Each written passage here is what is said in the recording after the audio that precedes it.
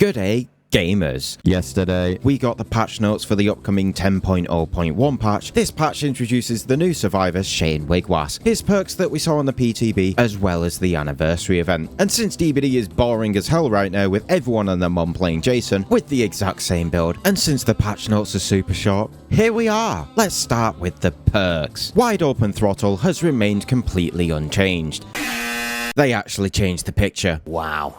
But apart from that, it's the same perk. This is the perk that grants 15% haste for vaulting a pallet and resets the pallet. Now, they did fix the interaction with Dissolution, but other than that, nothing has changed. It's still a stupid perk, but hey, what's new? Nothing. Lend a Hand has also been changed. This is the perk that grants you a brand new part for healing and recovery when you bless or cleanse a totem. Someone called it a brand new heart, and honestly, I quite like that. Anyway, back on the PTB, I said it was going to be fine saying this. However, it can only be used once per trial and once per player. You can't just slap this thing on every single survivor on your team by spamming boons. At least they thought of something. Honey, you've got a big storm coming.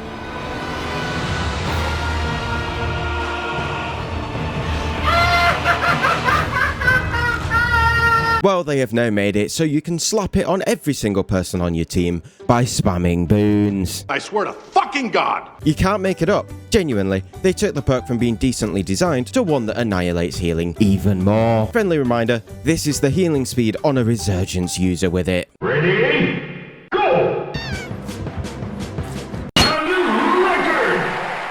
Disgusting! Thanks, behaviour. I'm sure this is going to be very fun to play into.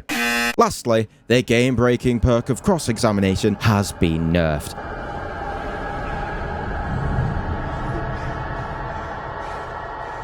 This is the perk that gave you permanent elusive in chase and every time you got hit, because someone thought that was a good idea. Well, they added the activation condition that it will only work outside of chase, a suggestion that I saw a lot, but I said they should just rework it entirely because realistically, nobody is going to use the perk now. There are still some interactions you can have with it, for example, shift teching on towels will make you not enter chase, so this perk can still be used in that situation. But for the most part, it's essentially useless now, and I'm not one for having useless perks. We have enough of those. Why is it always one extreme or the other? It's either completely useless or game-breakingly broken. Can we go back to the middle ground perks, please, behaviour? No.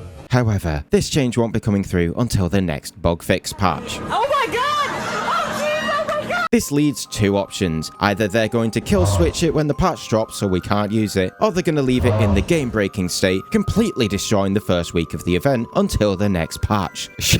Surely they're going to kill switch it, guys, right? Do you know who wrote Gullible on the roof? If they don't kill switch it, I would highly recommend avoiding killers who aren't ranged killers and getting your adepts done while it's completely broken. I'm gonna come. Next up, they talked about the anniversary event, kinda, but they didn't give any specifics. Each match will have one of three effects active for the whole match: speed, pallets and invincibility, or portals and invincibility. There's also two states to the match: the main course and the dessert course. The main course is right at the start of the game, while the dessert course will activate when either one generator remains or until 3 people are dead. So the main course is going to be your effects for 90% of the match. There's also 3 different activation conditions during the whole match for different effects. The first activation condition is the global effect happening throughout the whole of the main course. The next one is a personal effect specifically for survivors interacting with the food, and then the payoff effect is survivors if they place enough bits of food on a table. Killers, on the other hand, get poisoned they either throw at the survivors to hinder them or poison the food with. I mean, it's alright, like... Okay, we're not going to talk about the balance because we don't have specifics on things. However, I worry already because of the effects, specifically the reward ones. Now, the good is both survivors and killers get something just for participating in the event. Survivors get a personal effect for eating food, while killers just get poison to yeet at the survivors.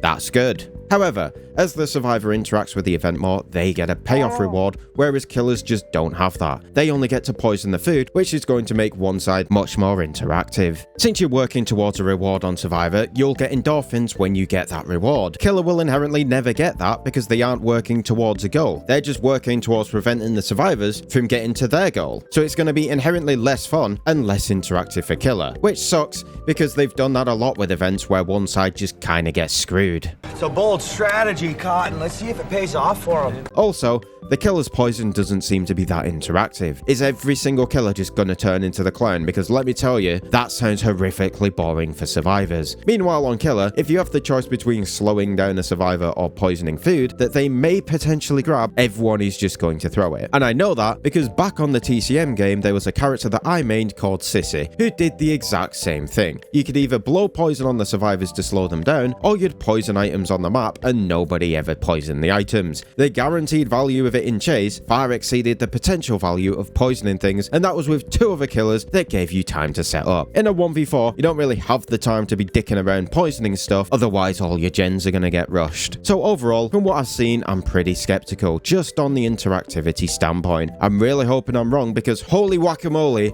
is this game stale at the moment. So I will go in with an open mind and hopefully we get a fun event like last year and not another dumpster fire like the Blood Moon event. Anyway, that's all for me gamers, and I'll see you guys tomorrow in the event. Bye for now.